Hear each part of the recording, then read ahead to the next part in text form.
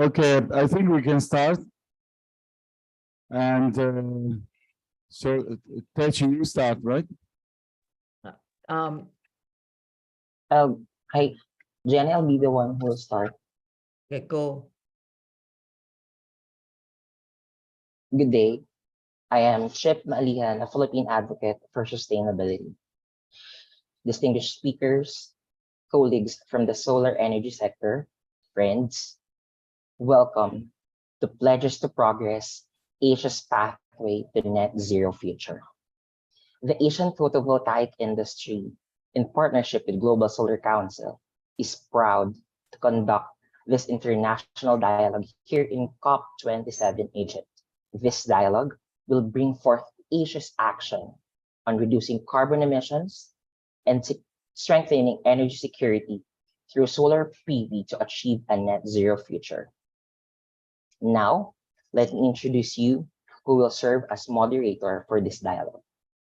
Dr. Choi Kwambung is head of PV device characteristics groups at Solar Energy Research Institute of Singapore, where he and the group support characterization activities on solar materials and solar cell devices. This ranges from high-quality solar cell testing to determine device efficiency up to electric characterization to uncover material properties and to development of novel measurement techniques to support research activities at SETIs. He has obtained his PhD and bachelor's degree in physics from National University of Singapore. Everyone, please welcome Dr. Choi Kwambung. Thank you everyone for joining us the session on the Pledges to Progress, Asia's Pathway to Net Zero Future. My name is Choi Kwambong and I will be a moderator for this session. So this session will have two parts. Part A will have an international dialogue on distributed solar PV, and we will have our speakers across different fields such as the Southeast Asia regional trend. We'll talk about the rooftop installation projects, the latest key technology developments, and also the financial perspectives. So part B will be a kickoff on the pledging platform, where we'll show the commitment of solar companies, developers, funders, and communities. The first batch of the pledges will be recorded as the Sharm el-Sheikh Declaration. So the main objective of this session is to share the know-hows and best practices regarding solar PV, a brief introduction to the emerging solar PV technologies, to identify key challenges in attracting investors, and to break the barriers to PV developments. So I welcome everyone in this hybrid event. There is a multiple platform through Zoom, Facebook, LinkedIn, Twitter, and also on site. So we really welcome everyone. So we'll start with the opening address. So Ms. Techi Kapelan, Secretary General, Asian Photovoltaic Industry Association, and CEO of Sun Asia Energy Inc., Ms. Techi Kapelan will give us an opening address. Ms. Techi Kapelan, please. Thank you, Dr. Choi. Welcome to the blue zone of this webinar called Pledge to Progress. I am the Secretary General of the Asian PV Industry Association, and I welcome you to this event. After 2 long years of lockdowns, travel restrictions, and uncertainties in travel, we finally gather in this pavilion, face-to-face, exchanging cards, shaking hands, and catching up from the time we saw each other last in 2019. All of us survived COVID, and there is so much to celebrate for. Thank you, Global Solar Council, for making this event happen. As we start this webinar, we continue to be hopeful for a better future as we convene today, unlike any other times, amidst multiple crises playing all at once. First, the climate crisis. From the summer drought and severe heat waves in Europe last June, to the intense hurricane that hit Florida and the Namadol Islands in the Western Pacific, as well as the deadly monsoon flooding in Pakistan. All these weather disturbances took valuable lives and caused the loss of properties. Insurance brokers estimate that about $29 billion rocked the world on weather disasters alone in 2022. Second, the whole world is confronted with a crippling economic disaster caused by the pandemic. Inflation rates have remained persistently high, driven by rapid increase in prices of food, fuel, and energy.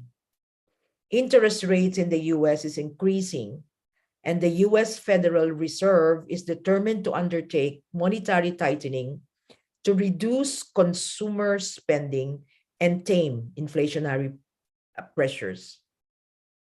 If this trend continues, developing economies will experience weaker consumer demand, affecting flow of global investments, export performance, and tourism.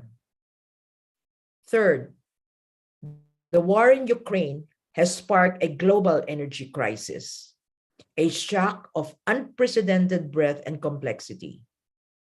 We do not know when the war will end, and the uncertainties offer severe implication for food, fuel, and geopolitics.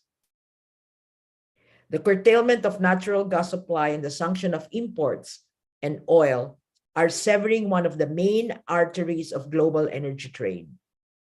A continuing conflict in Ukraine poses implication in our global and collective effort to attain decarbonization. So with all of these challenges, what is our task today? As participants to this webinar, how can this platform help resolve this crisis, revive the economy, and save the planet? Are these crises a setback or a boost to our energy transition goals? Our presence and our participation to this webinar compels us to seriously examine the role we will play and the obligation we must perform in implementing mechanisms that will accelerate the transition to the net zero emission future.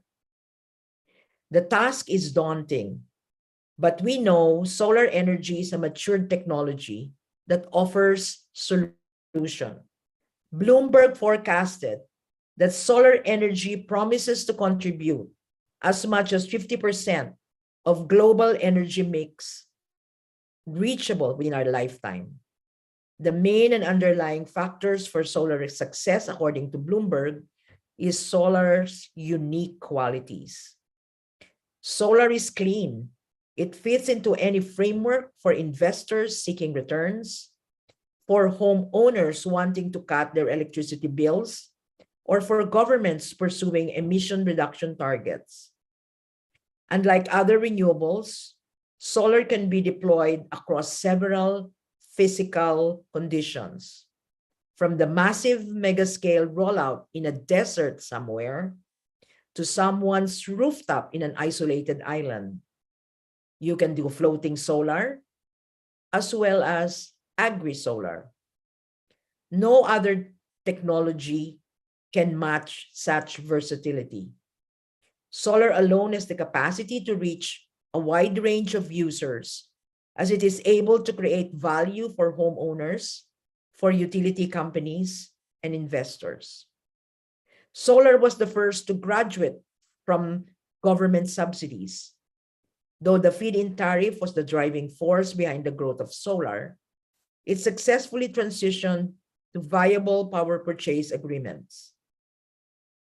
PPAs are now the commercial vehicle that enables solar to grow massively and leapfrog into a more profitable venture. In terms of solar modules, the development may not be revolutionary, but the improvements of solar panels and the constant progression that started from 200 watt peak in 2015 with a price of over $100 per watt progressed significantly to almost 600 watt peak module priced today at half that amount. Such competitive cost of solar demonstrate its ability to compete and be at par with peaking plants. Therefore, solar energy is in a very unique position to accelerate the transition to net zero emission regime. The ecosystem we created as an industry made up of funders, insurers, developers, contractors, and off-takers can collectively help reduce carbon emissions faster, strengthen energy security, while creating the much-needed jobs and economic value post-pandemic. Today, in this conference, delegates to the COP27 are finding ways to accelerate the deployment of mature technologies such as wind and solar. Climate finance committed at the Paris Agreement, however, has been falling short. Only $79 billion has been deployed to developing countries, particularly in Southeast Asia. This amount is way below the target of the objective in Paris in 2000, as it was aimed to increase and raise $100 billion yearly. The attendance to this conference brings optimism that your presence can weather this storm, this temporary setback, rebuild solar from the ashes of the pandemic, and sustain the pre-pandemic momentum of solar energy deployment. Through this platform, let us share our expertise and learn from each other's experiences and challenges. Collectively, let us create the pathway to global energy transition in Asia with urgency in order to grow clean energy investments, help the global economy recover, and avert weather disturbances that bring havoc in the economy of nations and the lives of the people. The moment is now. Let us decarbonize the future and save the planet. Again, welcome everybody to this webinar. Thank you, Ms. Techi Kapelan, for the opening address. Now we'll have Mr. Davis Chong, President of Malaysian Photovoltaic Industry Association and Group CEO of SolarWest Holdings Berhad. Mr. Davis Chong will give us a talk on the trends and growth potential of solar in the Southeast Asian region, and he'll be joining us on site at COP27. Mr. Davis Chong, please.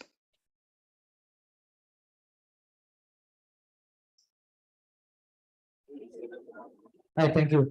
Thank you, Dr. Chai. Thank you, Beto Techi, for the great opening remarks. And also Mr. Jani for inviting us to World Solar Council to participate in this program.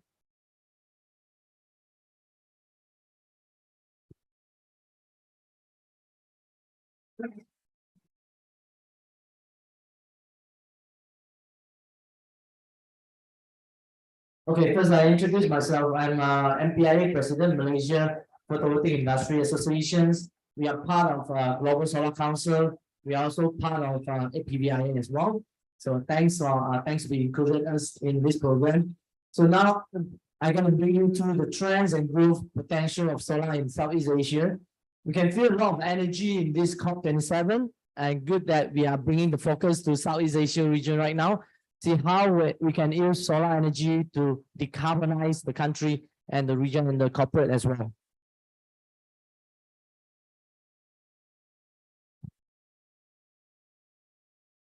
Okay, first, of course, we have multiple countries as a region in Southeast Asia. We have country that all the countries already put up conditional and unconditional commitment to decarbonize the country. We look at a few countries that really have strong commitment, just like Malaysia. We have unconditional 45% reduction in emission intensity by from 2005 level by 2035, and unconditional commitment from Singapore as well, 36% reductions on the emission intensity at 2005 level. And other than that, we see strong commitment from Thailand, Vietnam, Indonesia, Philippines as well. And undoubtedly, Laos has the strongest commitment because they are traditionally a hydro energy country. So this is good that we have all the strong commitment from Southeast Asia country. Okay, let's look at the energy transitions. How Southeast Asia country doing on the energy transitions? Every Southeast Asia has set a renewable energy target. The most ambitious target is Vietnam, based on the renewable energy capacity. We'll show you the renewable energy capacity later. Malaysia, Thailand equally set a strong target in the installations. Indonesia is coming up. Everybody looking at Indonesia right now. And lastly, Singapore, because of the limited resources in Singapore, that they have the most innovative solutions to address the RE installations base as well. So a few examples that I want to bring up, in Thailand, Vietnam, Malaysia, Philippines, we all have installations target based on capacity, renewable energy mix in before 2030 or even 2035. Okay, let's look at the number. We're diving into the respective country for solar energy sectors. Vietnam, of course, in the past 5 years has a lot of development that they have installed 60.7 gigawatt of solar energy. Thailand, second with 3.04 gigawatt, followed with Malaysia, Philippines, Cambodia, and Indonesia, which we are actually looking at a lot of attractions coming out from Indonesia after this. Okay, but I will dive into specific country. Firstly, of course, we look into Vietnam. They're putting a commitment to reduce greenhouse gases emission by 8% with business as usual level in 2030, or with unconditionally with support for international to 25%. So one of the things that we want to really, mention for Vietnam is they plan to reduce the share of coal to 31% capacity by 2030, which traditionally Vietnam is also a fossil fuel energy country. And one of the things that we're really focusing on Vietnam is actually the National Power Development Plan, PDP-8, that we have been discussing since 2021 to launch, and seems like we are expecting that in the mid of December that we should hear some news from Vietnam as well. A lot of people looking into have expectations on what's next in Vietnam for solar energy and what's next for Vietnam for wind energy as well. And we do see massive development, 16.7 gigawatt installations, that some of the utility installation for solar farm in Vietnam will slow down, that we expect that the government will continue to push for rooftop or self-consumptions or off-grid connections for solar energy in Vietnam. Then we expect that we'll hear something in mid of December. And by that, we're also looking at Vietnam to add another around 31 to 38 gigawatt of solar plus wind installations to Vietnam as well. So lastly, we expect they continue to increase the capacity up to 2030 with PDP-8 policy. Next, please. Next, we look at Thailand, the second country that have the strongest growth in renewable energy. Thailand also have a strong target towards reduced emissions, and also their bicycle green economic model from the government. And I want to mention recently, the Royal National Energy Policy Committee that approved new RE quota since solar farm installations in Thailand has been slowed down since 2016. And now in 2022, it revived back that we have 5.2 gigawatt of capacity to be installed as a feed-in tariff program in Thailand. So this will be the quota allocation for 2022 to 2023. And they want to increase the share of renewable based on the power to 36% capacity from load and 20% in generation by 2037 as well. So far, Thailand has about 3 gigawatt in the field, and major EPCC players is like SPG, Thai Solar Energy. So we have a lot of mature EPCC and developer in the market right now. Next, please. Oh, no, it doesn't.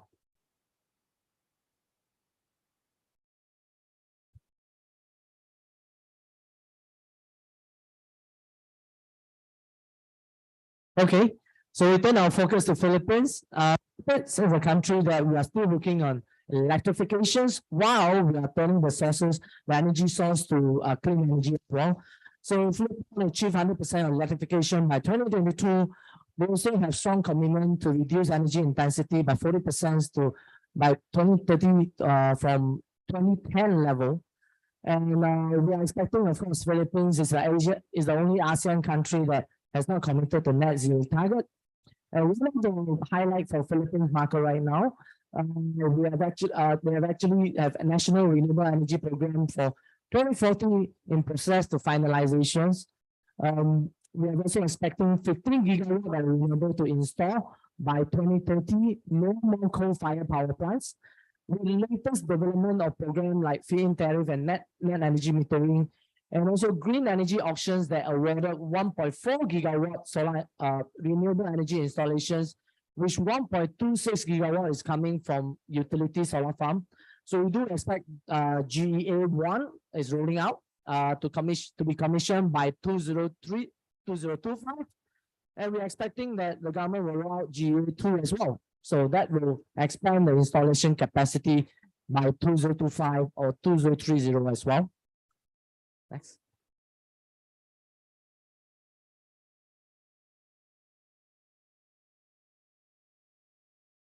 Okay, so next we look at Indonesia. Indonesia is the next upcoming solar energy country in Southeast Asia that we expect. They're also working on electrifications to achieve 100% electrification by 2024 and to reduce greenhouse gases 41% by 2030. And we did see the government actually working on to roll out strong policy. PRN is rolling out IUPTL that they have a clean energy plan to increase 52% share of renewable electricity capacity addition from 2021 to 2030. And hydro is still one of the most dominant. And we do expect that the IUPTL to turn green energy mix to 23% by 2025 as well. Installation base is still very low in Indonesia, just 0.2 gigawatt has been installed. On-grid utility and off-grid solar has been ongoing in Indonesia. But recently with the IUPTL, we do see rooftop market has getting the tractions. All the commercial PPA, CapEx project for rooftop is running. With what is happening in Indonesia right now, PLN is still control on the approval of applied capacity. With what happening in the market, we do see that the approval on the applied capacity will improve from 10% and slowly increase to probably 20 to 40% after that. Next. Okay, next we're looking into Singapore. With limited land resources that Singapore have, but they still set a strong, I would say strong decarbonized roadmap to actually reduce the greenhouse gases 16% below BAU level at 2020, and then they're looking to increase that in 2030 as well. They roll out Singapore Green Plan 23, and it also become a net zero emission country by 2050.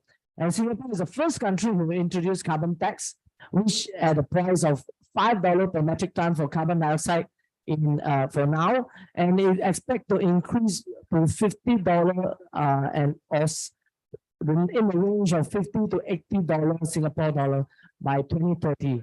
So a lot of commercials and investors in Singapore, they need to decarbonize themselves. And stakeholder EMA is the one authority who drive these changes. We do expect that Singapore set a target of 1.5 gigawatt installation by 2025, 2 gigawatt installation by 2030. But most importantly, as everybody is looking at, is the 4 gigawatt of low carbon power imports. That I think some of us already hear the news that Singapore wants to buy power, clean energy power, from a neighboring country like Malaysia, Indonesia, or even we're talking about Australia, a few thousand kilometers away. And market player will be like SB Group, Sunseap, and Sembcorp as well. They're more clean energy investor in Singapore right now. Next. Okay, lastly, I'm from Malaysia, so I will speak more a little bit about Malaysia. Malaysia we set a decarbonization target and to achieve 3% renewable energy mix by 2035 and also become a net zero emission country in 2050 as well. So now right now, we have 8.7 gigawatt, 23% of renewable energy mix currently. And then we want to move ourselves by 2025 to 31% our mix with 13 gigawatt of installations. And we want to have 40% with 18 gigawatt of installation in I. Okay, this all policy that is driven by Malaysia Renewable Energy Roadmap and also national energy policy that actually anyone can download from the website. Okay, let's look at the solar market growth that in 2026 FIT program, we have accumulated 1.8 gigawatt of solar installations, which we want to move ourselves to around 6 to 8 gigawatt in 2025 and 2035 to about 18 gigawatt of renewable energy. With this, we actually have processed a very strong growth in the past 6 years with 34.2% of CAGR growth. Okay, I'll bring back a little bit of how the history of Malaysia developed until today on RE. Starting from 2012 FIT program that we have installed 233 megawatt of capacity already running in the field and is still working on a 21 PPA program. And then 2016 LSS1 and net energy metering has been introduced. For annual program, we have actually awarded, and I think some of them, most of them has been installed about 865 megawatt. And then we have LSS2, LSS3, and LSS4 that total capacity of 2.457 gigawatt of LSS program has been awarded, and some are already energized in the field connected to the grid, and some of the LSS3 and LSS4 projects are going to be COD in this year and next year as well. And recently, the most recent news from the policymaker, we have announced a corporate green power program, which is similar to virtual PPA of 600 megawatt. So this is a new development of Malaysia policy that we enable off-site PPA to the distribution level. Of course, we're looking after that to be connected to transmission level as well. And what is the driver of the tax other drivers in Malaysia? We're looking at a tax incentive driver. We have GITA, which is Green Investment Tax Allowance, and in tax exemption for developer and investor as well. Other than that, we have GTFS, which is green financing to reduce your interest, your project interest for the financing. That will greatly help the investors and also the developer and the EPCC to invest and deliver more solar project as well. Okay, I think I've gone through a few countries, important country, the powerhouse of renewable energy market in Southeast Asia. So lastly, I'll bring you a key drive, the key takeaway for Southeast Asia for solar energy market. The first one, of course, we're looking at ASEAN Power Grid, that it offers multilateral cross-border power trade in between Southeast Asia countries that will be able to trade carbons, trade renewable energy as well. And this project, since we're talking about it since 2013, is actually will bring in $990 billion of investment, but 52% of it is from green infrastructures and other will be the project investment. So this is a project that we've been talking since 2013, and we really hope that it's going to be materialized soon.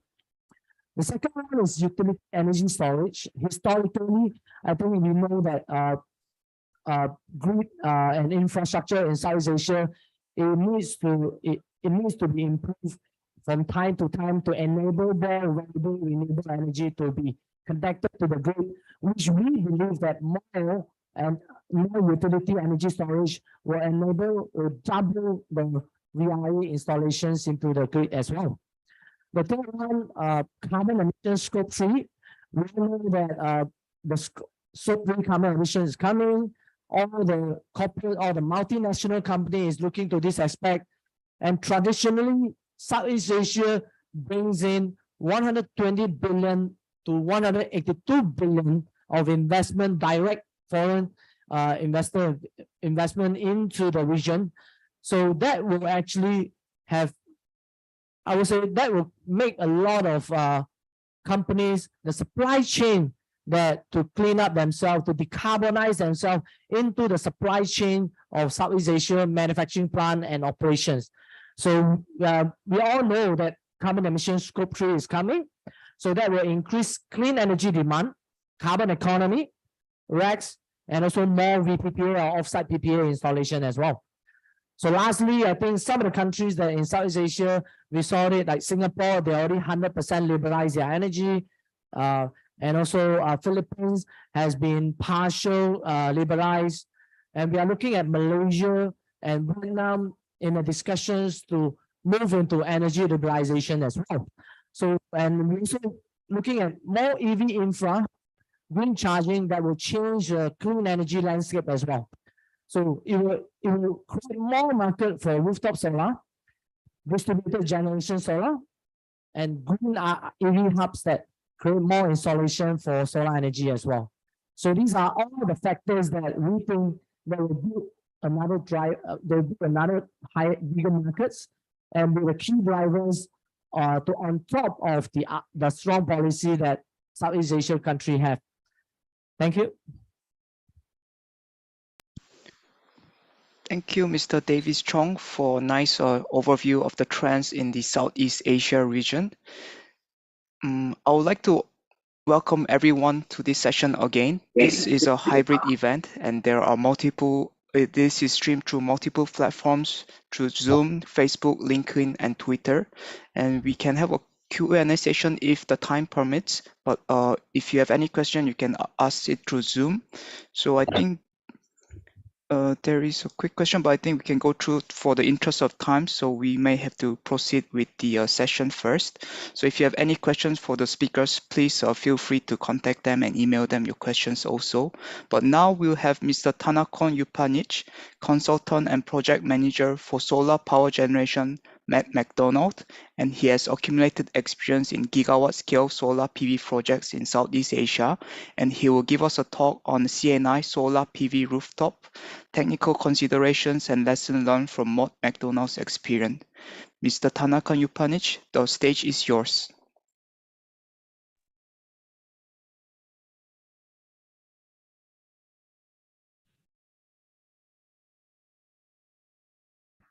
I think we might have a slight technical issues. Mr. Tanaka Yupanic, are you connected?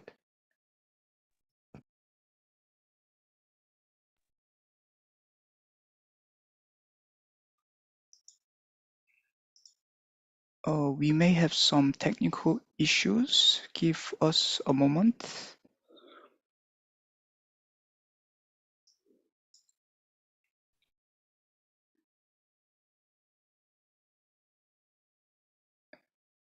Yep. In the worst case, we might have to switch to the next speaker first.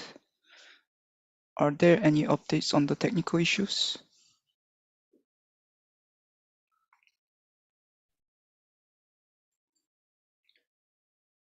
Yeah, Mr. Shravan Chundri, are you ready?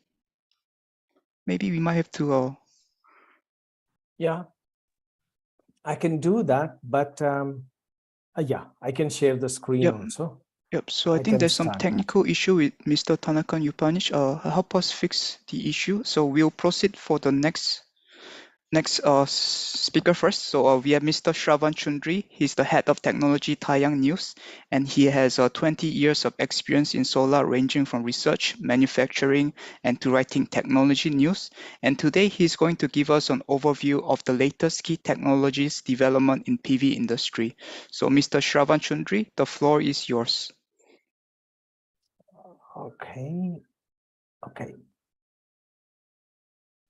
Okay, thank you very much for the introduction. Good morning, everyone. I am Shravan Chunduri, Head of Technology at Tang News. Today, I'm going to walk you through the key technology developments in the PV industry that we actually have noticed. So before I go into the main topics of my presentation, I would like to take this opportunity to provide a brief introduction of our company. We are actually two companies and we have two platforms. Tang News is an open platform. That means all the publications can be accessed for free. We actually cover a wide spectrum of topics such as reports on advanced PV technologies. We also publish market surveys on various production equipment and process consumables. And Mishko is our consulting arm through which we provide consulting services, of course, for a fee. We provide consulting services in the area of technical research and market intelligence, covering most of the supply and value chain of the PV industry. Okay, here you can see what we published and what we are working on. So we published reports on TOPCon and heterojunction, and survey on backsheets and PERC cell production equipment. We have several coming that are in pipeline. So what I'm going to present today is also what we have learned when making and preparing for these reports. But of course, I will not cover all the reports. I cherry pick a few important topics that you will see in the next slides. So I would like to use our top modules feature as the lead. That's because end of the day, module is the end product where all the advancements have to be reflected, right? So Tang News has started this top module feature from the beginning of the this year, in the beginning of this year. The feature is about listing the modules with top efficiencies. And the idea behind this is to make a rewarding list for technically advanced module products, and of course, also educate the segment a little bit. So as far as the selection criteria, how to get into this list, we basically considered 21.5% as the benchmark for module efficiency. And we have listed only commercially available top modules from each cell technology stream of one module maker. And we included only those products that are based on in-house cell production. So the graph here, what you see is our first listing that was released in January this year. And, this is our latest release in this month in the first week. So what we actually learned is the number of products have been increasing steadily. You see from here 15 in January to 31 in November. And you can also see that the number of companies offering such products are not the same as the number of the product count. So that means more and more companies are working on more than one technology. And that particular technology is also enabling a module maker to go beyond 21.5% module efficiency. So again, let me go back to the previous slide so that you can see what I'm talking about. Here you can see, PERC is not able to support efficiencies beyond 21.5%. You may also see, there are some companies which are offering 21.7%, but these are some exceptional cases, whereas most of the PERC players have stagnated efficiencies around 21.5 or 21.6%. For going beyond, module makers are typically using advanced cell structures, probably you might have heard a lot about TOPCon and heterojunction these days. Heterojunction is also abbreviated as HAT. Of course, IBC is also in the radar of few companies. IBC is nothing but the back contact cell architecture. But I would say TOPCon and heterojunction are the main two routes followed by the industry. A point to be noted, be it TOPCon or heterojunction or even IBC. So most of them are based on N-type. So I will give you N-type base wafer. So I would like to give you a brief heads up on wafer front. So there were several discussions about requirement of high quality wafers for high efficiency cell architectures. But to our understanding, now there are no limitations. Of course, there is a wish list.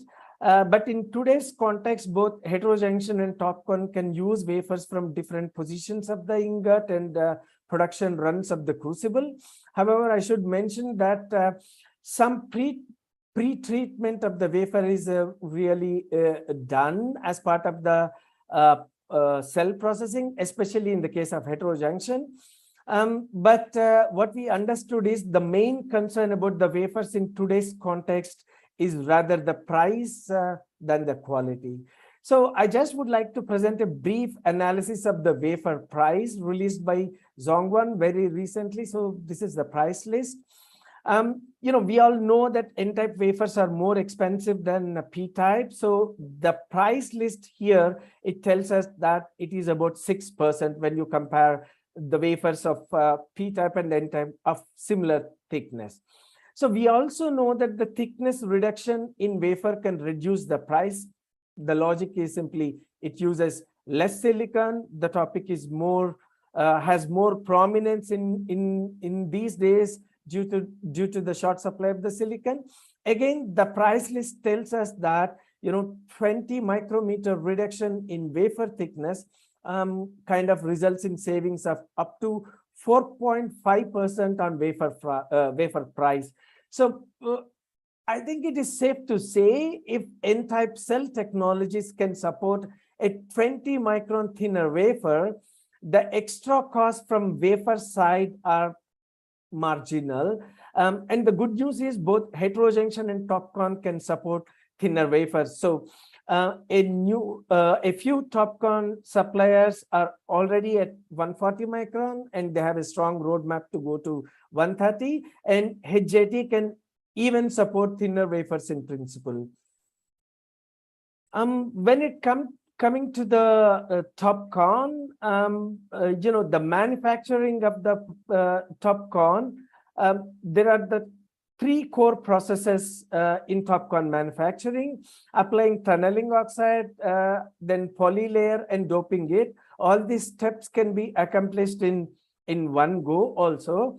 So as during the inception days of the PERC, nearly every known deposition technology like APCVD, PCVD, LPCVD, PVD, and whatever. So all these were really promoted, but I think now the industry kind of learned their lessons and manufacturers have streamlined their technologies. And today there are 2 main technology. One is LPCVD and another is PECVD. Actually, LPCVD is widely followed approach. The technology results in really good film quality, but actually it has a longer process time. So it requires several hours of processing time depending on how integrated is the process. That means is the doping is in situ or the oxide growth is external or internal. All these are going to affect the LPCVD. But an even bigger concern with LPCVD is the wraparound. So that is undesired deposition of polysilicon also on the front side when 2 wafers are loaded in back to back. To overcome the wraparound issue, companies are now loading 1 wafer per slot. So this may not be a foolproof solution, but it will help in process yield and stabilization. But the downside of this approach is it reduces the throughput of the production equipment to half because only 1 wafer is processed per slot.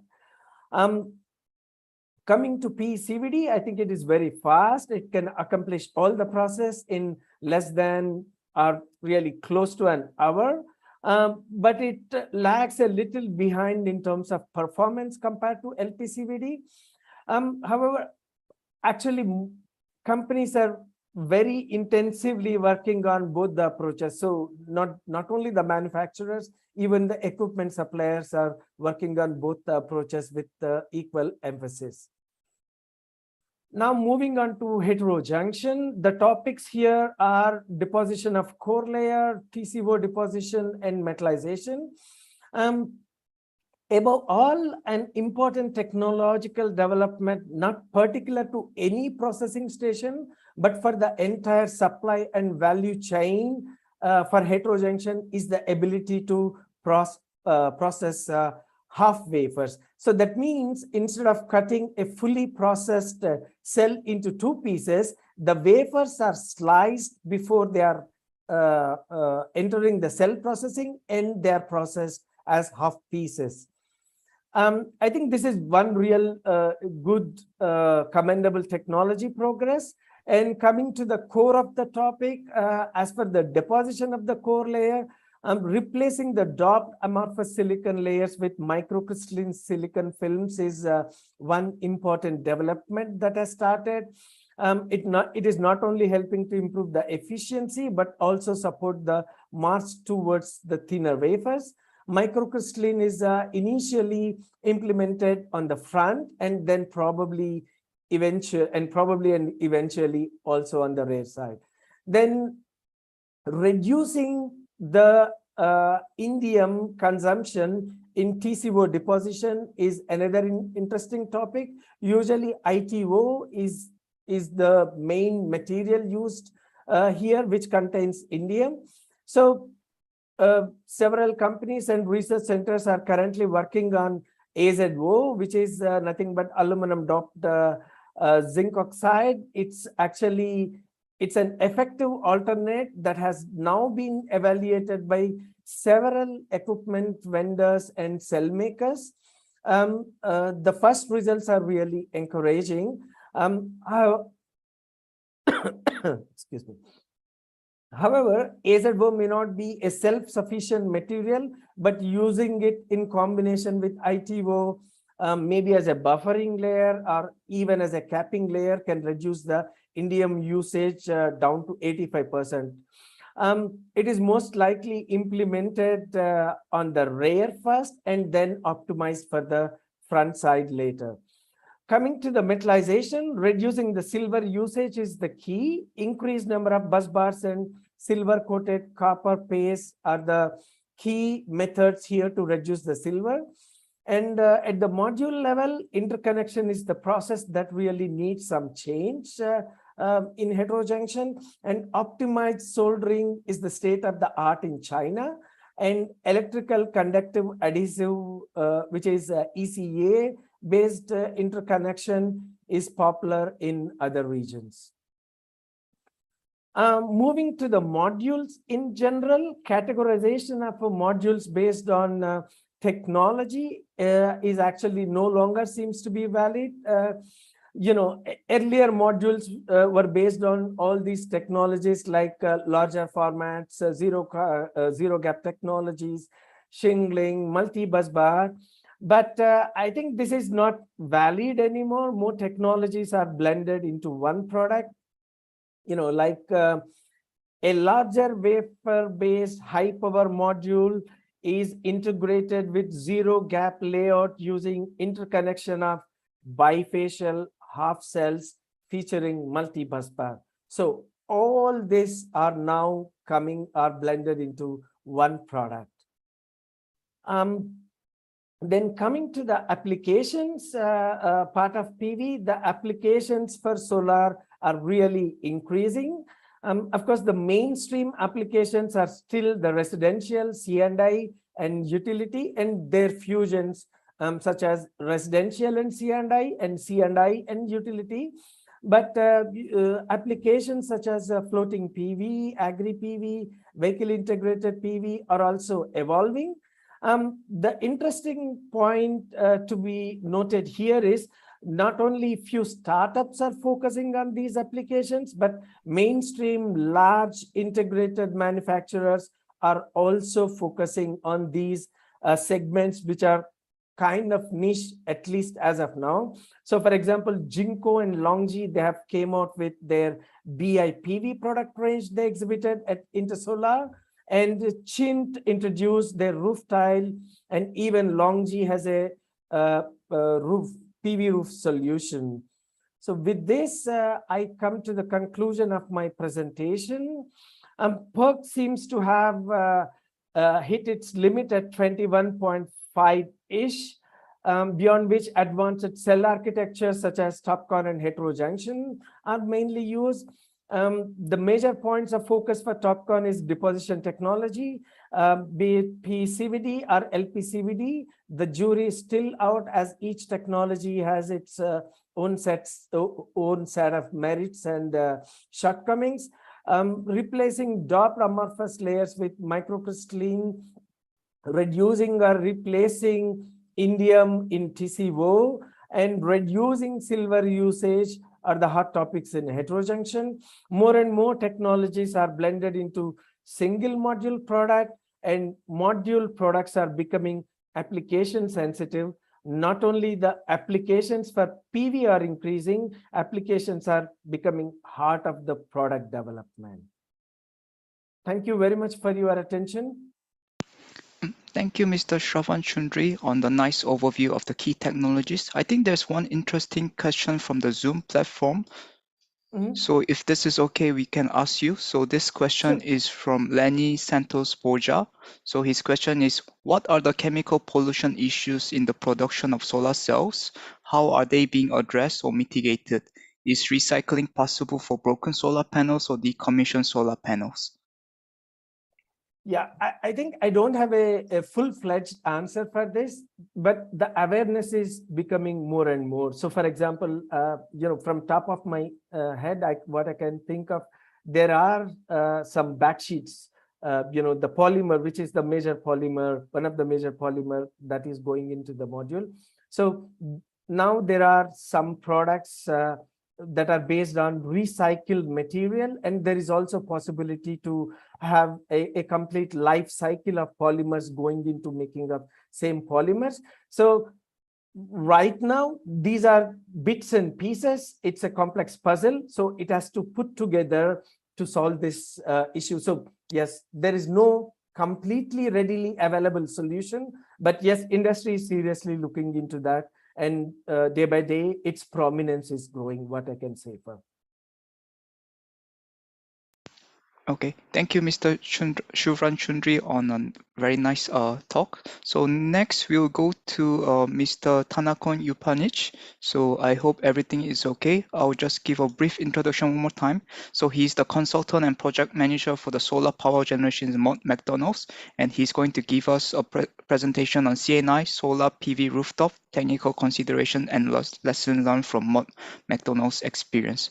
So Mr. Tanakon Yupanich, the floor is yours. Yeah, thank you, Dr. Choi. Can you confirm quickly if my microphone is working It's okay perfect. now? It's perfect. Okay. So yeah, sorry for the technical issue earlier, everyone. Well, let me say hi to everyone and start my presentation. So first of all, I'd like to thank the organizer of this event for inviting me here today, as well as all the distinguished attendees who are joining this event from all around the world. Well, for those of you who don't know me already, my name is Tanakon, a renewable energy consultant and project manager specialized in solar PV from McDonald's, and I am based here in Bangkok, Thailand. So the focus of my presentation today is commercial and industrial solar PV rooftop, where I'm going to be discussing key considerations for project development, and I'm going to also share some of Mott McDonald's past experiences with solar CNI rooftop project in Southeast Asia. The objective of this session is to give the attendee an overview of what to look for when thinking about investing in solar rooftop project. I'd like to also discuss key challenges that investor or developers or even the roof owner themselves need to understand to tackle those challenges properly, and to also emphasize the importance of starting everything right in the first place to avoid potential technical issues that may arise in a later time when the projects are already in operation. But first, allow me to start by just a few words about Mott McDonald, what we do, who we are to support key players in the sector to succeed in the renewable energy business, and then we'll delve into key topics thereafter. So we are global engineering, management and development consultancy, helping our clients to tackle all complicated and challenging problems in variety of business. We have over 18,000 employees, and We have 180 offices across the globe now. In Asia Pacific, we have more than 1,300 employees with specializations in all engineering disciplines. Speaking of renewable energy in particular, we have involved in a broad range of technology available in the industry now. Specifically for solar power, we have reached over 39 gigawatts accumulated capacity globally, while almost 50% of the capacity is from projects in Asia Pacific region. Here are some of our experiences with CNI solar rooftop projects. We were engaged by a client for several roles in countries like Taiwan, Vietnam, Malaysia, Thailand, and some other countries in the regions as well. Okay, let's jump into our first topic. What we should be looking for during the development of solar rooftop projects. Well, in general, first you may want to have clear understanding about the operating scheme that your power plant will be operating under. Either it will be on or off-grid system. For the on-grid, there are three main operating schemes that showing on the screen now. For gross metering, where you have your power plant, being directly connected to the grid to which you'll be exporting your generating electricity from your power plant. In case you own a factory and you look for a solution to save electricity bill, self-consumption option would be a good way out. During daytime, you have your factory running by PV generation over your roof, while for the nighttime, you will import the electricity from the grid to feed your load. Do not confuse self-consumption with the off-grid system where the power plants are entirely on their own. For net metering, it's basically the combination between gross metering and self-consumption schemes. How? So let's say when your power plant is generating higher than the required portion to feed your factory, we can still sell that surplus energy back to the grid, whereas self-consumption alone is generally not allowed to do it. Next going to be the location where you are going to place your system. Of course, is the roof, right? And you may want to look at this accessibility to the roof area, the available space for the roof comparing against the area required to reach the generation capacity that you need, and a little bit more detail on the roof material and the structure as well in respect of lifespan, waterproofing, and warranty. And you also need to assess as to whether the existing building can withstand the additional load from having the solar PV system on the roof. So in terms of design considerations, starting from civil design perspective, as I mentioned earlier in the previous slide, that load capacity evaluation is required to confirm that you can put your power plant on the roof without any structural issues. And sometimes where the location of the projects is in the area prone to risk of earthquake event, we would recommend a seismic study and assessment being part of the design considerations as well. Well, and talking about the mounting structure for the PV arrays, your system is going to be up there, right, on the roof with the exposure to surrounding environment for a long time, facing with rain, humidity, and sometimes it gets very extreme condition for this environmental factor. I'd say that a proper selection of anti-corrosion materials and coatings for the mounting structure in this case is very, very important. For electrical design, there is a very well-known PV system design guideline from the IEC, International Electrotechnical Commission. To be specific, it's number 62548 that I would say it's a good reference. And many countries, even though many countries have their own design guidelines as well, Thailand, for example, but most of the recommendations in that guidelines basically refer from IEC standards. So next is metering system. As you know now, there are several operating schemes for your projects available. And you need to also have the understanding of metering system as well, given that each configuration has specific requirements. For the gross metering, you'll need 2 meters, one for the import and another one for the export energy. Net metering, there is a specific meter type. We call it a bidirectional meter, and that would be required for a net metering scheme. And for the self-consumption, you can utilize the existing electricity meter, but you'll need to install a zero export controller to make sure that there will be no electricity being exported back to the grid for a period when the load consumption of your factory is lower than the generation from the sun.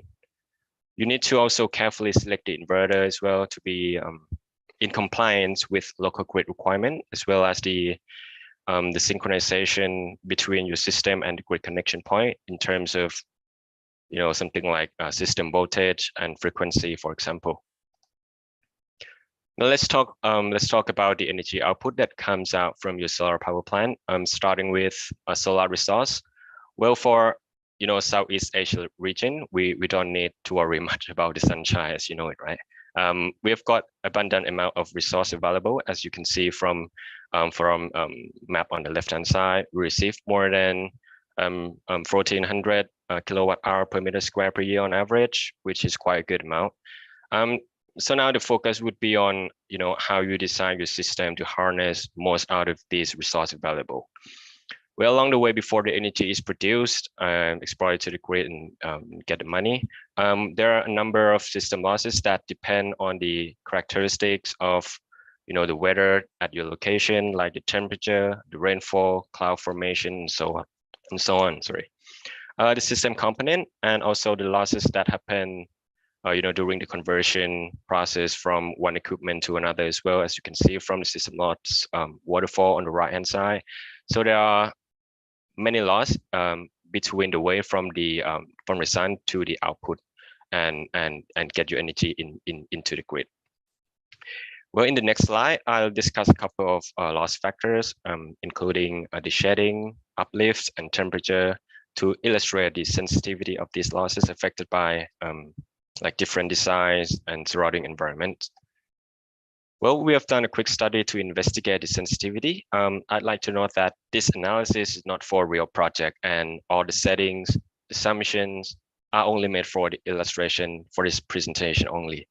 I'm not going to go deep. I'm not going to go deeply into the numbers, as it might take some time to discuss it. But in brief, this analysis suggests that you should consider the shedding effect from the nearby infrastructures or large trees when there are higher than the height of your building.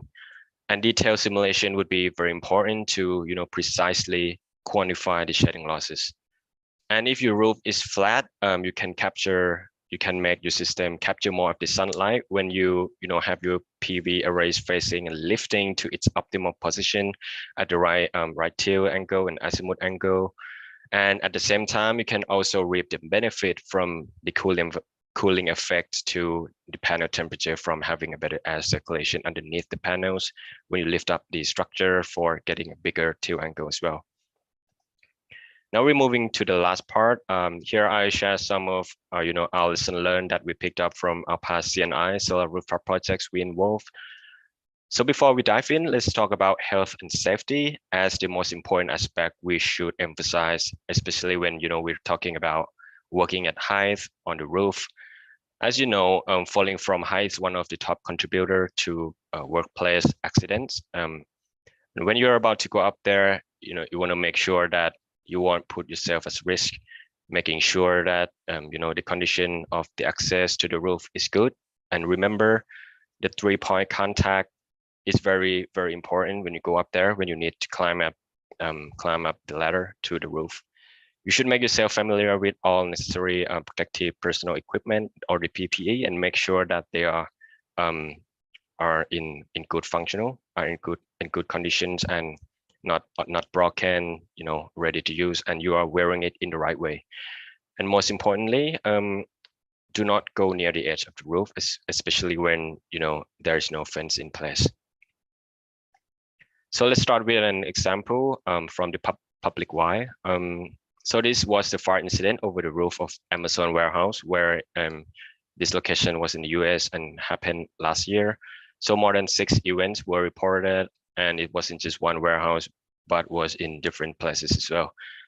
The causes was suspect, to be from various installation issues like improper techniques that installer use, and also, inadequacy of system maintenance as well. Where we picked up some potential causes that may be the reason of the incident. Sometimes we saw these issues as well when we were supporting, some projects in the past, where we would give our recommendation to the contractor to rectify that issue as soon as possible. We saw like a mismatch of the PV module connectors, and that's not a good thing. They should be from the same brand and same ratings. We saw heat spots on equipment like PV modules or on the module on the connectors that we cannot see it with our own eyes, and that may become problems. And we can detect them using thermal imaging camera for the case of a larger plants, big plants. Drone with this camera may be a good option to consider as well. We also saw an improper cable management, which could lead to a damage to the cables and poses risk of electrical hazards. Most of all, it is a good idea to hire a accredited installer, operators, and maybe advisors to take care of the facility from the ground up. Here are some photos taken from our past projects we visited in Southeast Asia. On the left-hand side, you'll see the damage from having the mismatched PV module connectors, which turn out to cause heat at the level that burn themselves and the panels. And also on the right-hand side, you'll see a poor cable management, like locating the cable near a sharp edge of the structure, and improper installation technique for connection between from one equipment to another. So this is one of the projects we involved in Taiwan, where we found challenge from having a quite complex design of PV system on the roof.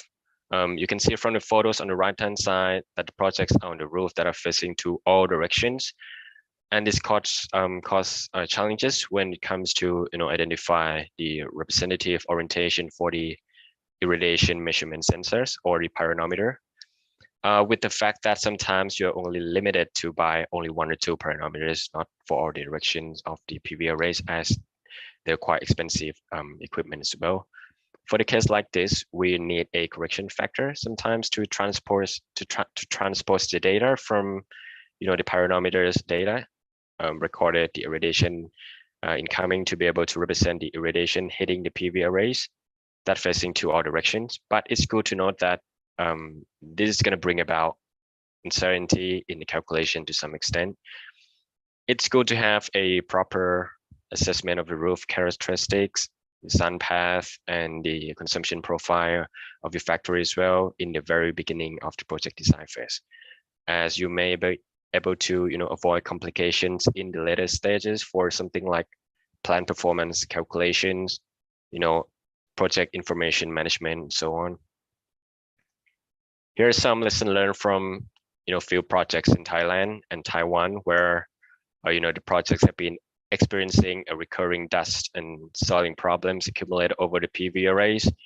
For the projects in Thailand, the system is located on the on top of the shopping mall, and we found grease stains caused by cooking fumes from the canteen out of the roof ventilator of the building and drops onto many panels, as you can see on the top right photo. For the project in Taiwan, the system is on a factory building located within a large industry area. We found adhesive stains caused by pollution from nearby factories, and they are impossible to clean up by water, and it turned out to be the reason of poor operating performance. So from these experiences, I'd like to say that the location and the environment surrounding the project are very important factors and should be accounted for as part of key considerations during the development of the project as well, as it may become a recurring issue that causes a big headache, in the long run. And if these issues have already arisen, just like these projects that you are looking at, you would be needing a proper cleanser, I would say, apart from the water that is generally used, and you may wanna confirm by reaching out to the panel manufacturer for consultations on this matter as well. Well, that brings us to the end of the presentation. I'd like to summarize a bit by saying that from the technical point of view, starting everything right in the very beginning is necessary for what's coming in the later stages that we see from example that I just shown to you. There are a number of factors that are important to consider during the design. Sometimes we missed it from the list. I hope this presentation will be a useful recap from what you have already known, and also could be a good introduction for those who are new to this technology. And in case you have any questions or anything you would like to discuss further with me, please feel free to contact me via email showing on the screen. And yeah, thank you so much, and hope you enjoy my session. Now back to you, Dr. Choi. Thank you so much. Thank you, Mr. Tanaka Yupanich. In the interest of time, we might not have the Q&A session, but please feel free to email Mr. Tanaka Yupanich if you have any questions. Thank you so much. Next, we'll have Mr. Guido Agostinelli, Senior Industry Specialist, International Finance Corporation, and Sector Head for Solar Energy in the Global Energy Infrastructure team at IFC. And he's going to give us on the financing solar CNI portfolios bankability criteria. Mr. Guido Agostinelli, the floor is yours. Thank you very much. Can you just confirm you can hear me, right? Sound is good. Very good. Good morning, everyone. Over the next few slides, what I will try to do is discuss bankability criteria and risk management for investment in solar CNI portfolios.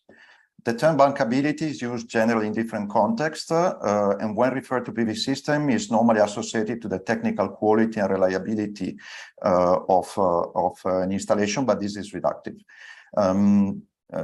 From a debt provider perspective, a project is considered to be bankable when lenders are willing to finance it. This means that we need to adopt a broader perspective and analyze the business, the financial, the regulatory aspect of a project, not just the technical ones.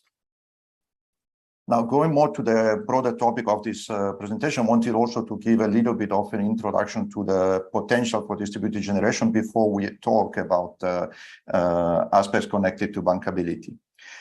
In recent years, we've seen a growing interest in distributed generation using solar photovoltaic technologies, owing to the fact that DG PV solutions can be deployed very rapidly and offer a number of economic advantages over traditional power procurement. Notably, and this is a point that should grab the attention of the delegates of COP27, PV solutions can substantially contribute to climate change mitigation targets.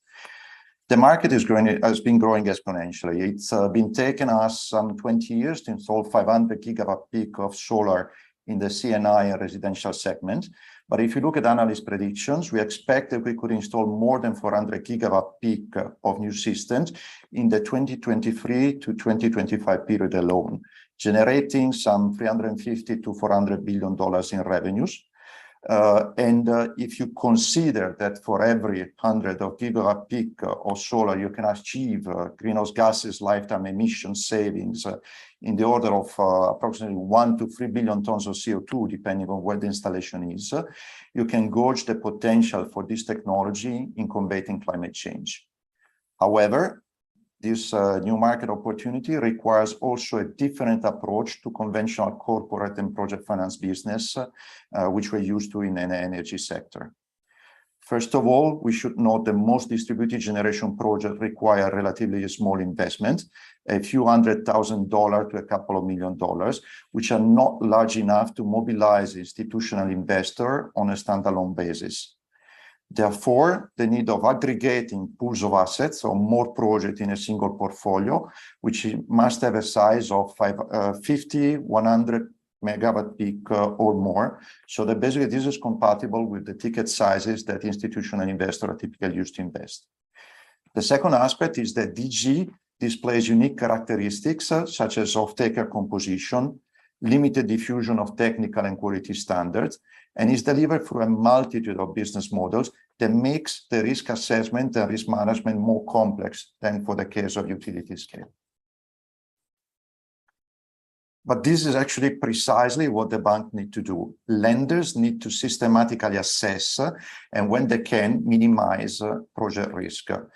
Let me try to explain you what we mean by project bankability criteria and what we look at to determine whether we may invest in a project or not. And let's try to explain with all of this block diagram. The first point is that we need to make sure that we're working in a regulatory environment that is imposing sudden risk to the project. Say, for instance, a change in legislation or a change in the tariff. Second, we need to know that the market and power sector context in which the project moves and the project itself need to make financial sense. There needs to be a minimum risk of disruption. Third, we need to work with sponsor, so our partners in the financial institutions, the developers we're working with, that have the ability to provide support and also financial support when things go wrong and won't happen in the way that it was planned. Fourth, we need to know that wherever we're working, the law is enforceable. We need to work with a set of bankable contractual agreements, PPA, OEM contracts, that provide standard sets of terms and clauses to address potential underperformance, force majeure events, or other events which actually are important for the cash generation of the project. Fifth, we need to make sure that the project is technically bankable, and this is something that possibly people is more familiar with. We need to make sure that we're working with reliable contractors, that the plant will be actually built and operate correctly throughout the entire lifetime, and that it will generate enough electricity so that its minimum projected cash flow is sufficient to repay the invested capital. And finally, there will still be a number of residual risks in all of the categories I just explained that we haven't been able to minimize. And in that case, we need to make sure that we know how these risks have been allocated to which stakeholders in the project. To make a couple of examples, say that the project is subject to curtailment risk because we cannot dispatch all of the electricity. We need to make sure that this is either accounted for in the financial model or that the utility will be requested to pay, for instance, deep generation. Say that there is a degradation happening with the panels, you want to know that you have additional standard guarantees in place and that suppliers will be able to honor them. Now, it's also important to note that there are two aspects that differ significantly in the appraisal C&I portfolio with respect to utility scale projects. The first one, which pertains to market and project economics, is off-take risk, which is related to the ability to dispatch electricity and get paid for it. The second aspect is performance risk, which is related to the quality, the reliability of the entire technical solution, and the operation and maintenance procedures. Managing this risk effectively requires standardized procedures, as well as a robust technical quality system in place in a way that is different from what we see in utility scale power plants. And I will try to discuss all of these aspects in the next slides. So as far as off-take risk is concerned, we can break it down in three main components. The first one is credit risk, which relates to the buyer's credit worthiness. In the commercial and industrial solar segment, power producers enter into different contracts with more than one buyer. Most of the time, they will contract a portfolio of largely unrated clients working in different sectors in the economy. It could be a textile company, it could be a restaurant, it could be a factory. All of these clients need to be in business for the entire duration of the contract and pay the electricity bills, which is not a given. Developers, therefore, need to apply selective underwriting criteria, and they need to operate within adequate credit frameworks. Then we have tariff risks, which relates to potential volatility of electricity price. And very frequently, commercial and industrial tariffs are pegged to the prevailing electricity rates, which may significantly fluctuate over time. And we have a very good example looking at what has happened over the last 6 months in most of the markets. Moreover, commercial and industrial projects are also more prone to renegotiation risk than their utility counterparts.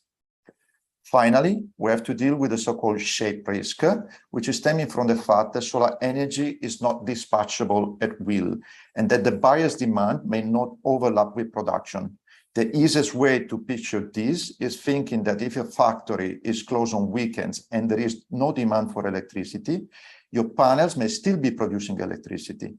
In this case, you either have a net metering agreement or have installed a large battery capacity, or you risk to lose a portion of your revenues and need to account for it.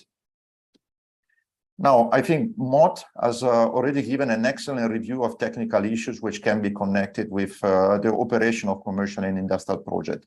What I'd like to stress here is that unlike large-scale utility projects in which the choice of well-known technology suppliers and EPCs can to a large extent guarantee the successful outcome of a construction contract, in smaller systems such as PV rooftop, they may range for couple of dozen of kilowatt peak to a few megawatts.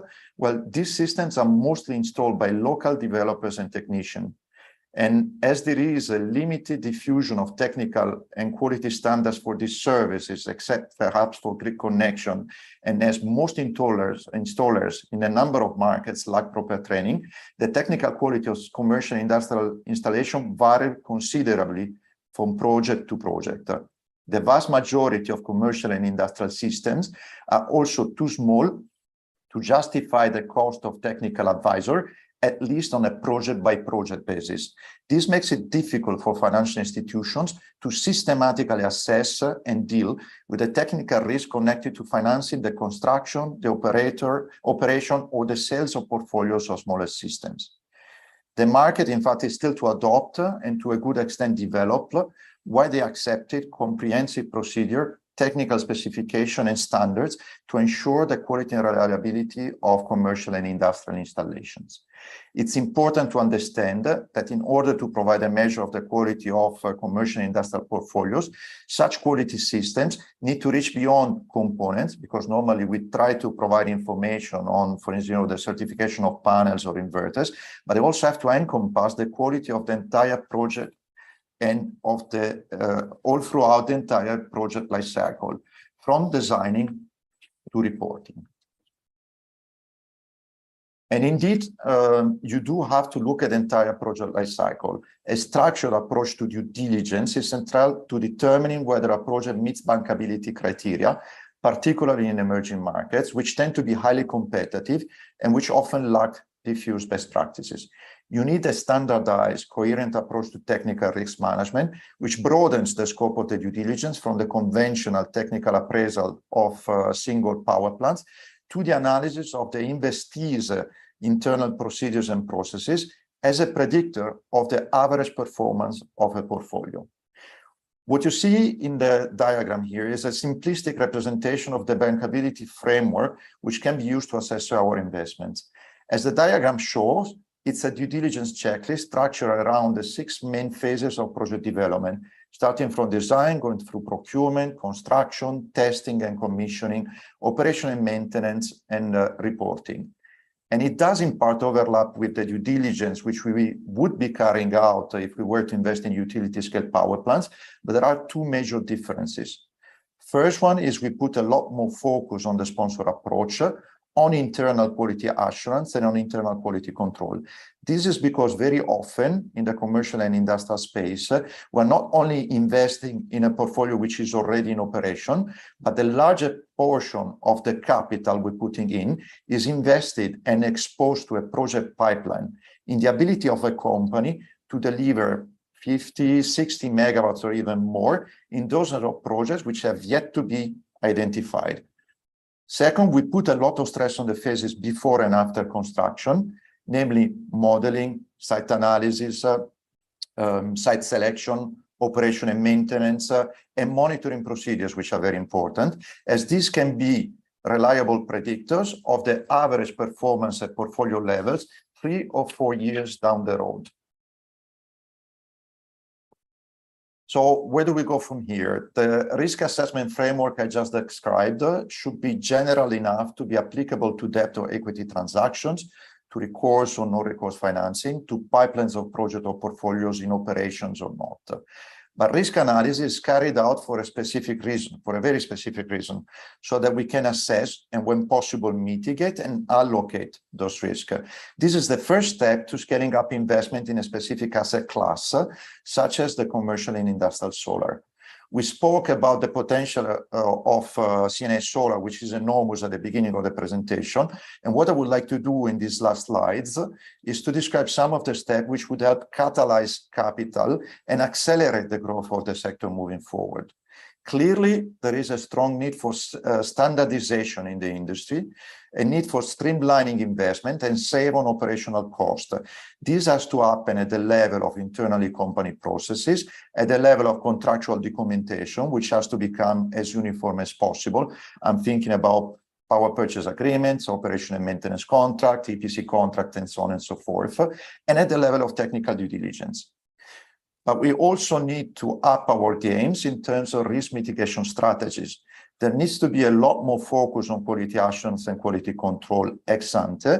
There needs to be industry efforts at the level of diffusing best practices from country to country. Developers need to develop sound underwriting criteria for their own power customers.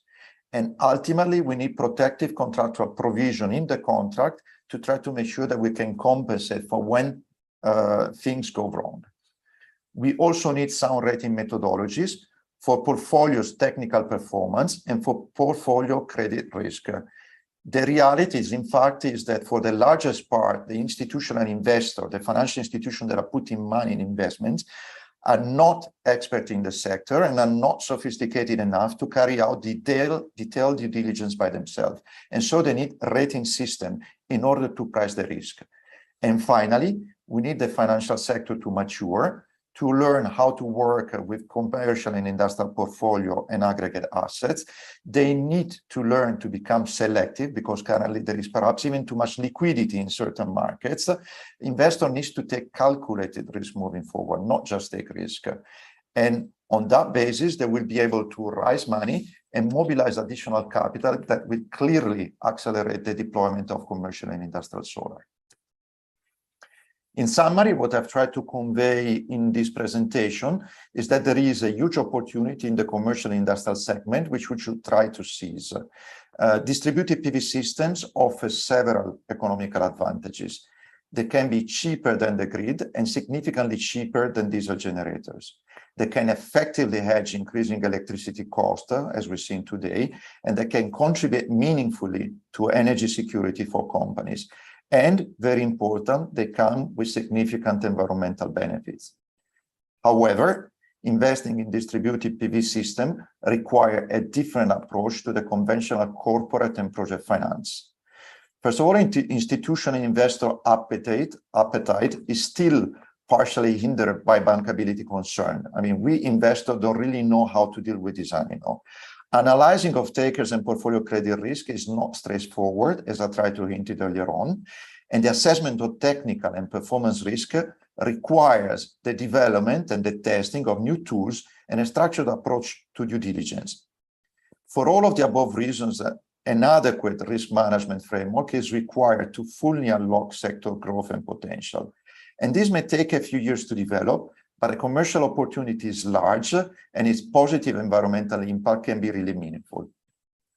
With this, I'm closing my presentation. You can see my email in case you want to address any of the questions, and I'll pass it back to the organizer. Thank you so much. Thank you, Mr. Guido Agostinelli, on the nice talk on the finance and the economic aspect of solar. Now we'll proceed to the part D of the session, which is the launch of the pledging platform. So now we'll have Robert Vincent Antoni Jaworski III. He's the youth advocate for renewable energy from Ateneo de Manila University School of Management, and he'll be helping us with the launch of the pledging platform. Robert Jaworski III, are you ready? Yes, good day to everyone. It is an honor to be here in front of you. I am Robbie Jaworski III, youth advocate for renewable energy from the Philippines.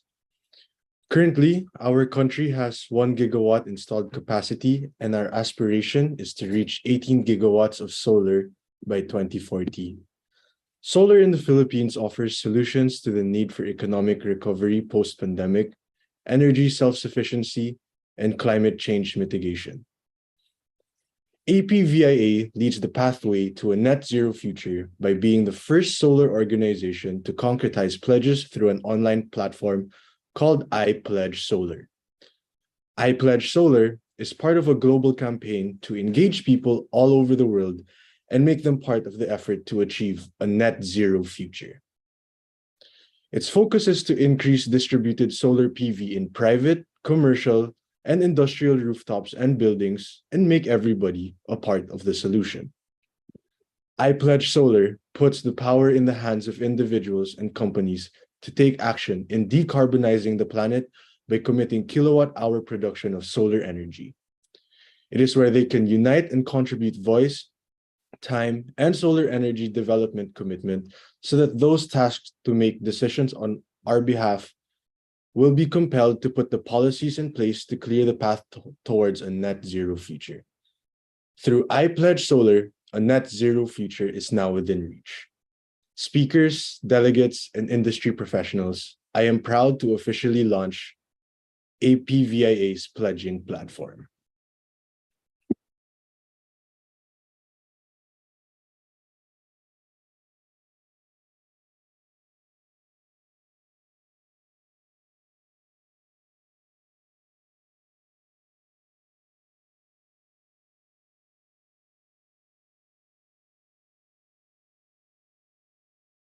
The homepage is where you can see the overviews of pages listed in the site. Why Pledge is where APVIA's Secretary General and Global Solar Council's CEO personally invites the changemakers to be part of the action and contribute in protecting the environment. Why Solar Rooftop is where various articles are posted. These are from the campaign entitled Empowering the People with Solar PV by the Global Solar Council, a campaign in which APVIA is a proud partner. Our pledges is where the personal statements of the changemakers will appear after they made the pledge. About Us is where the organization's profile brief lie. Lastly, the I Pledge Solar form. The form has two sections. The first section where the changemakers fill in their basic details, and the second section is the declaration of commitment where the changemakers pledge their kilowatt capacity, type of building, and the date of effectivity. Next, we follow with the call to action. Right now, we are still millions of solar rooftops away from realizing a future cleansed of the carbon emissions of the past. The path to this future is through quantifiable commitments in kilowatt-hour production of solar energy. You can be a part of the solution by pledging on behalf of your home, your business, or your organization to generating specific amounts of solar energy production from your rooftop. You will take us one step closer to low cost and clean energy for all. The time is now. Pledge and let's begin the countdown. Thank you very much and have a good day. Thank you, Robbie Jaworski III, for the launch of the pledging platforms. Now we'll have Mr. Gianni Chianetta, CEO of Global Solar Council, President of Worldwide Carbon Price, and he will be giving us the closing remark. Mr. Gianni Chianetta, please.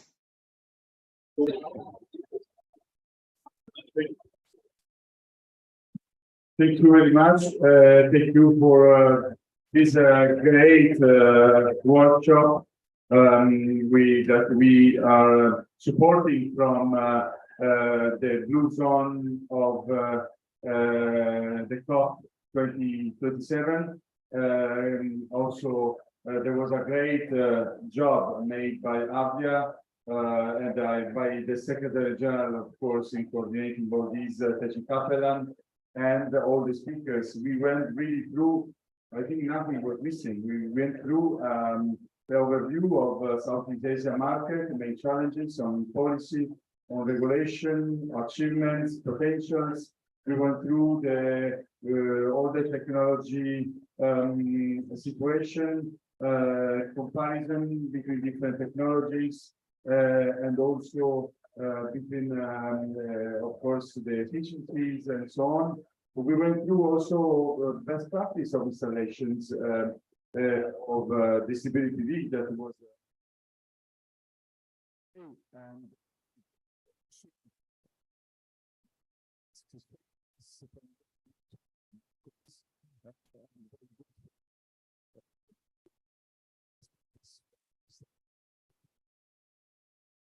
of course, flows very well with the presentation of the changes and how to scale up, let me say, finance in visibility. And from Mr. IFC, that already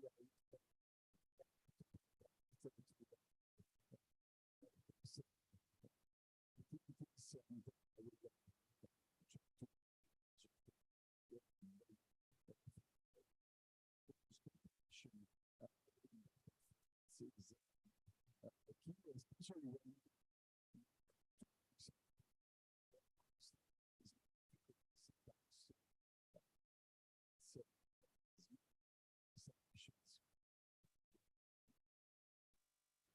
of course, the launch of the pledge.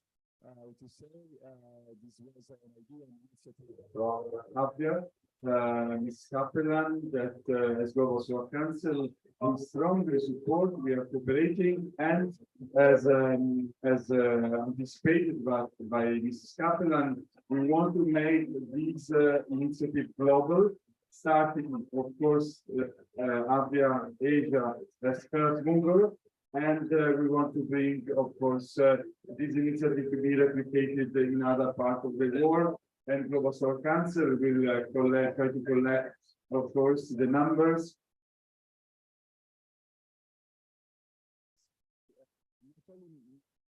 But also stimulating with this pledge new project, create a sort of race to the targets that each country, each region has, and so we want to collect all this because, as also said yesterday in our report from my colleague Francesco Luise, from the report yesterday, we have a really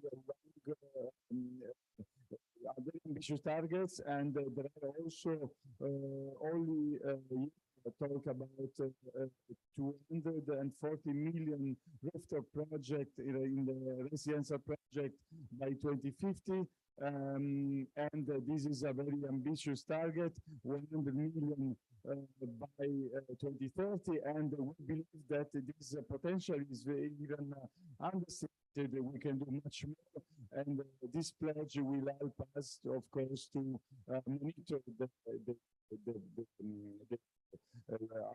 achievements at the regional, national level, and also identify where there is the problems, let me say, and gaps towards the target. So somebody has communicated that they didn't listen the beginning, but simply I was simply congratulating with a great overview from starting from the overview in the market on Southeast Asia, technology, policy, and finance that was being presented very well today. So thank you very much, and from Sharm el-Sheikh, from COP27, we have here a lot of ministers of energy, of environment, Minister of Foreign Affairs, Prime Minister that came here, visited us during this COP. A lot of negotiations are ongoing right in these days, and tomorrow will be the closing day. So we're truly trying to do our best in order to influence, of course, and the final decision to have real commitments from the governments. And indeed, this webinar as well as the workshop we made from the COP from Global Solar Council GWEC, we are trying to disseminate with all the institutional stakeholders these messages. Thank you for all the organizers. Thank you to APIA. Thank you to all the associations that have more closely cooperated with APIA and us. And we see you soon, and goodbye from Sharm el-Sheikh from COP27. Thank you very much.